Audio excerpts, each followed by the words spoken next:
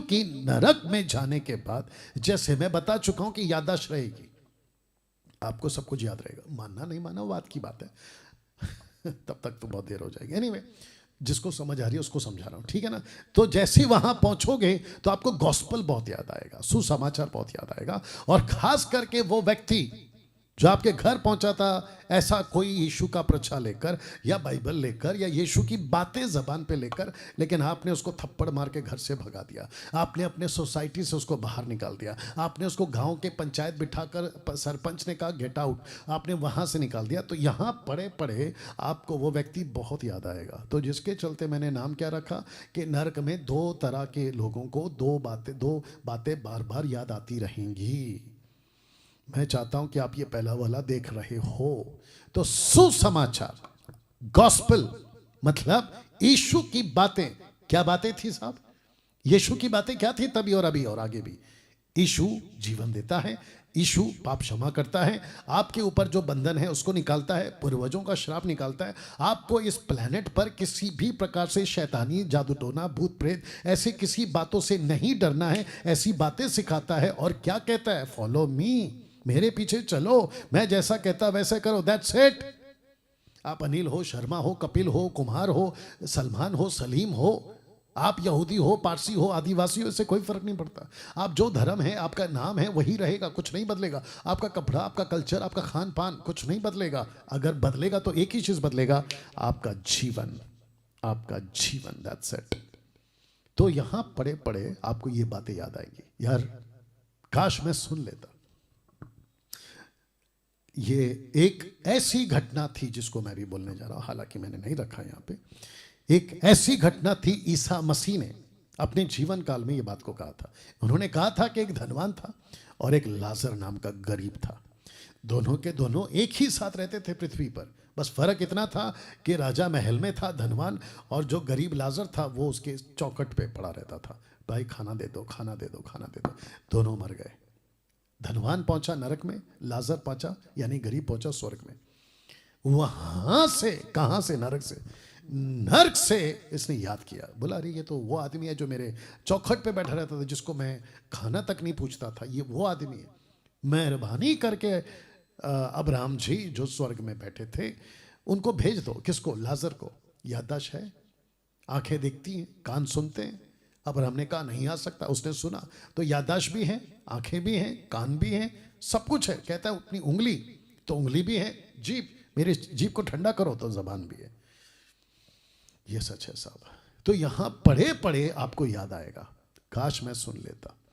ये जो शब्द है ना काश, ये आपको बहुत भारी पड़ेगा यहां पे। अगर मैंने सुन लिया होता ना, अगर यहां भारी पड़ेगा आपको। अच्छा होता मेरी पत्नी की बात सुन लेता, यहां भारी पड़ेगा आपको।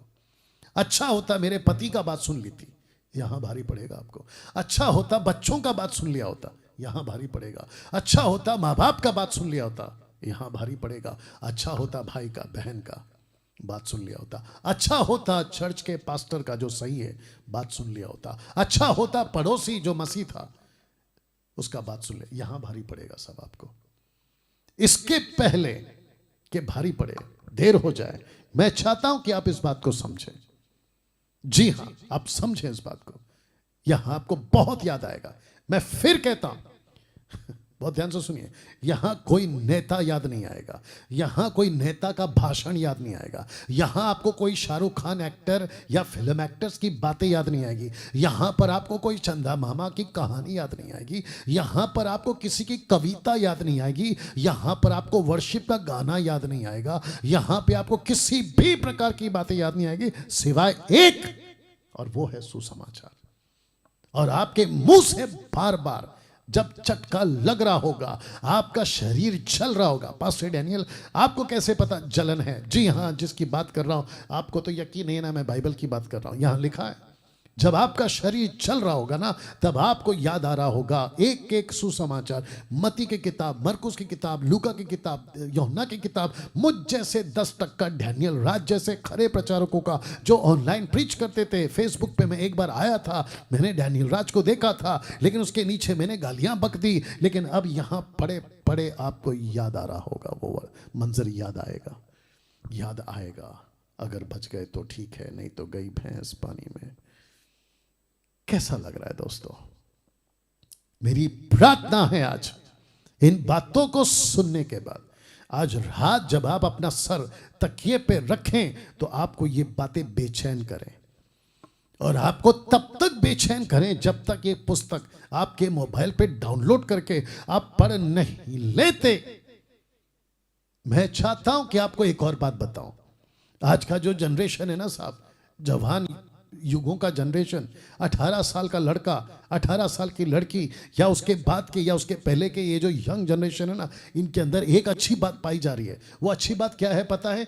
अब ये पढ़ लिख रहे हैं, ये एजुकेट हो रहे हैं, इनकी जो नॉलेज है ना वो अब बढ़ रही है।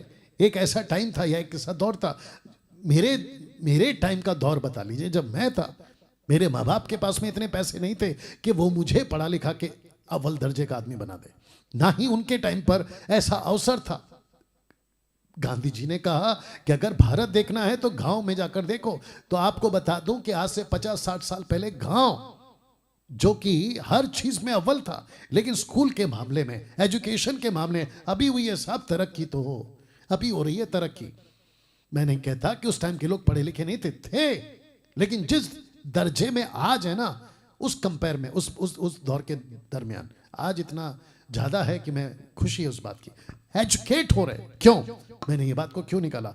क्योंकि आज आपके पास में बहुत सारा साधन है। आपके हाथ में एक डब्बा है जिसको कहते हैं मोबाइल, सेल फोन। उसमें गूगल है, उसमें यूट्यूब है, उसमें बहुत सारा जरिया है। जरा पता तो लगाओ ना हिस्ट्री को।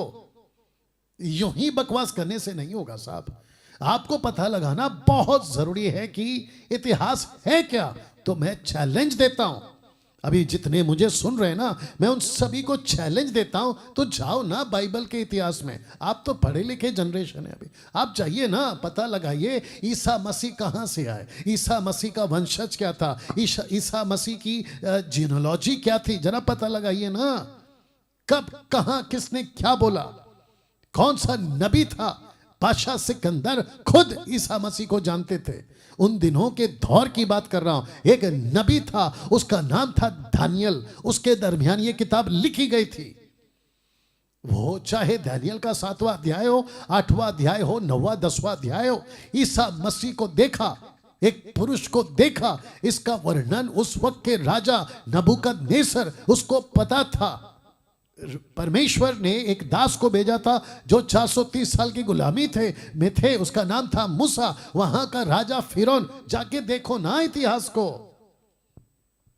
अभी आए थे ना 26 जनवरी को चीफ गेस्ट बनकर इजिप्ट के मंत्री। जाके हिस्ट्री पता लगाओ, जाके पूछो उन लोगों से, हिस्ट्री स्टडी करो, कहां से निकला है और क्यों निकला है। अच्छे अच्छे मर गए, अच्छे अच्छों ने जाने दे दी इसी बात को फैलाने में, जिसको कहते हैं सुसमाचार, गुड न्यूज, गॉस्पल। लीजिए तो यहां बहुत याद आएगा दोस्तों। अगर अभी नहीं समझे, गई भैंस पानी में। तर्क का शौक है ना, कर लीजिए ना तर्क। विरोध का शौक है ना, कर लीजिए ना विरोध।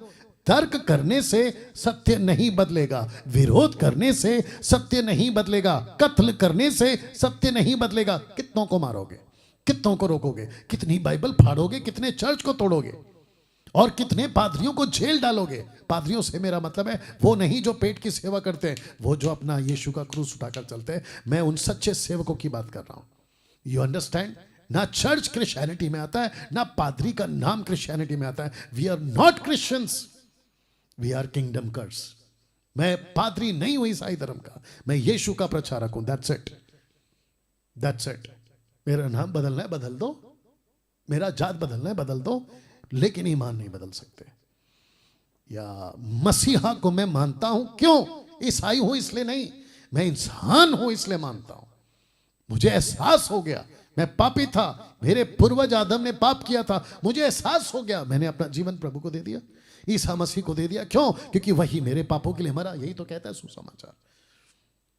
मुझे यहां नहीं जाना था और ना ही जाना है, और ना ही आपको मैं कह रहा हूं कि आप जाओ। मुझे कुछ पता चला, मैं आपको बता रहा हूँ, सिंपल है। आपके हाथ में रिमोट है, आपके हाथ में आपका मोबाइल का बटन है, आपके पास में बैक जाने का ऑप्शन है। आपको ठीक लगता है देखो, नहीं लगता है मत देखो। सिंपल है ना साहब। मसीह मंथन के लोगों, पास्टरों, लीडरों, मैं आपको भी कहता हूं ऐसे ही प्रचार करो। अभी किसी पे मेहरबानी नहीं चाहिए, ऐसे ही बात करो, सिंपल कहो। ठीक लगता है आइए, टाटा बाय बाय, नहीं समझ में आता है तो वाह।